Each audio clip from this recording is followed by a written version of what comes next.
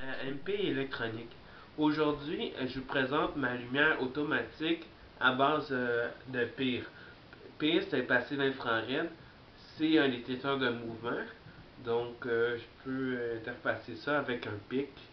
Ici, je présente mon détecteur de mouvement. Ici, vous avez la LED qui indique que le circuit est actif. Maintenant, la switch est fermée. C'est une switch style clé d'auto, bouton reset ici. Ici, vous avez le socket pour l'adaptateur DC. Ici, vous avez le socket pour la lampe ou qu'est-ce que vous voulez qui s'ouvre, qui se ferme pour le détecteur de mouvement. Ici, c'est ma lampe. Ici, j'ai mis ma lampe ici, je l'ai clippé avec une clip. Puis ici, j'ai mis ça c'est pour le circuit. En haut, ici dans la petite boîte. Ici, c'est pour ma lampe. Donc, je vais l'ouvrir. La LED va clignoter ici pour dire que le circuit est actif. Donc, après 45 secondes, c'est le temps que, ici, le passé infrared, donc le détecteur de mouvement, il regarde l'environnement, ça bouge ou pas, les changements, tout, température aussi. Après 45 secondes, donc ici, il détecte le mouvement, ma lampe va s'allumer. On va attendre un peu. Donc ici, c'est le bouton reset, j'appuie et la LED va clignoter et va reprendre au début. Donc ici, vous avez le fil AC, il y a un relais dedans. Ça a été créé avec un PIC 16F128A. Vous voyez là maintenant, il y a détecté un mouvement ici. Donc ma lampe s'est allumée ici. Donc si je continue à bouger, ici, il fait une boucle de 0 à 30 000 millisecondes. 30 000 millisecondes, en fin de compte, c'est 30 secondes. Si il détecte encore du mouvement et il recommence au début la boucle. Fait que tant qu'il y a du mouvement, ma lampe va rester allumée. Si mettons, je m'en vais dans ma chambre.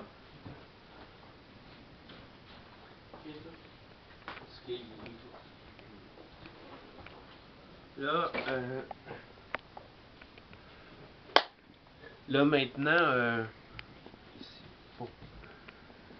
maintenant, mon détecteur de mouvement, il détecte personne. Donc, après 30 secondes, la lampe va se fermer automatiquement. Donc, on va attendre 30 secondes pour voir le résultat. Donc, ma lampe est encore fermée. Donc, ça a été créé avec un PIC 16F628A. Donc, c'est quand même un beau projet. Ça fait longtemps que je voulais le faire.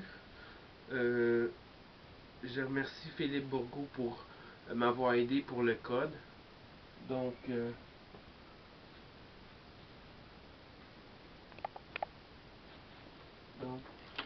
la lumière s'est fermée.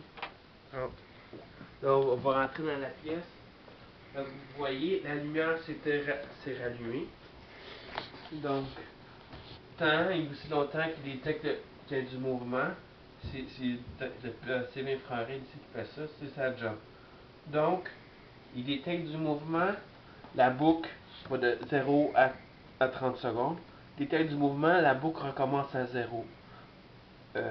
Puis quand je m'en vais, comme mettons, j'étais dans ma chambre tantôt, après 30 secondes, il n'y a pas de mouvement. Le relais se ferme ici, donc ma lampe se ferme. Ici, il y a un bouton reset.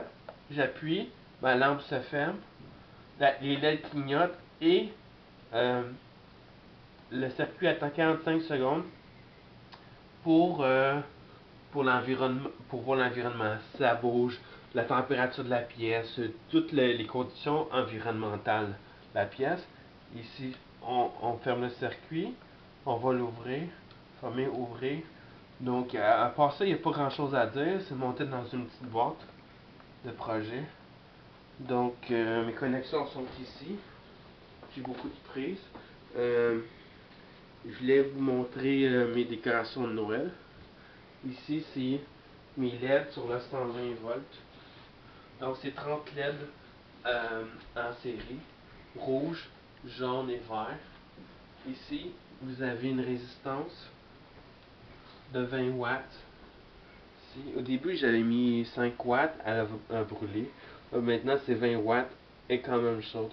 Ici, c'est le pont diode qui transforme le courant alternatif en courant continu. Parce que si j'alimente mes LED en courant alternatif, les LED vont se briser. Donc, il va exploser. Donc, ça permet ça. Après, la résistance, ça limite le courant. C'est monté sur mon mur proche. Ici.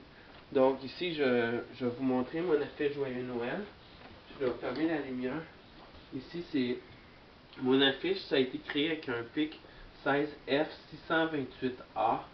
Donc, c'est des animations basiques. C'est des LED strips. Ici, c'est contrôlé par des transistors de puissance.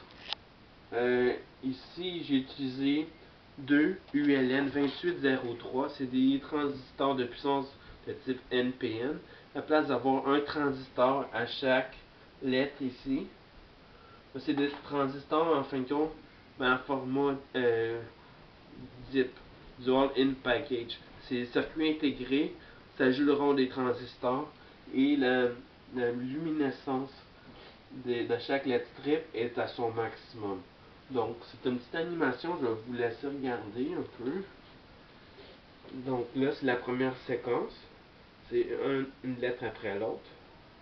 Ça va clignoter.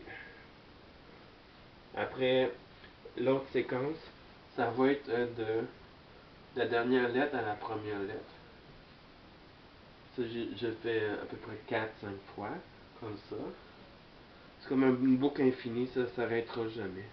Tant qu'on ne ferme pas le circuit. Et pour le fermer, j'ai toujours ma manette ici. Donc, je vais vous laisser regarder un peu.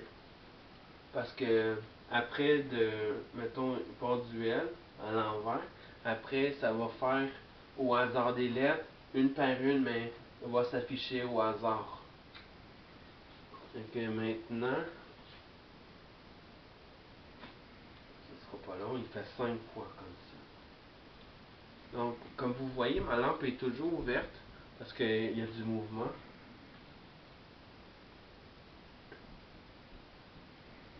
Là, maintenant, c'est au hasard. Il prend une lettre au hasard, il l'allume une après l'autre, dépendamment du nombre au hasard que le pic, c'est le pic 16F128A. Donc, ça nous donne 14 sorties. J'ai utilisé 10. 1, 2, 3, 4, 5, 6, 7, 8, 9, 10. C'est ça, 8, 9, 10, 11, 12. Non, c'est 12. 1, 2, 3, 4, 5, 6, 7, 8, 9, 10.